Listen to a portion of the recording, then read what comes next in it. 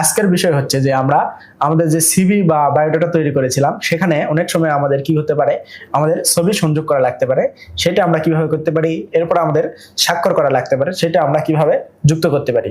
তাহলে চলুন আমরা ডকুমেন্টে যাই এবং দেখতে শুরু করি। আমি ডকুমেন্টে আসলাম, আসার পরে এইরকম ছবি কিন্তু অনেক সময় আপনার যুক্ত করা লাগতে পারে।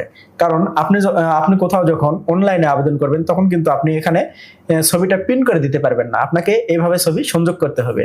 এরপরে দেখেন এখানে আপনি কিন্তু অনেক সময় কি হতে পারে, অনেক সময় আপনি অনলাইনে আবেদন করার সময় এই স্বাক্ষরটা কিন্তু এইভাবে করতে পারবেন না, আপনাকে নিজের যে স্বাক্ষর রয়েছে সেটা কিন্তু হাতে লিখে এখানে ইনসার্ট করতে হবে।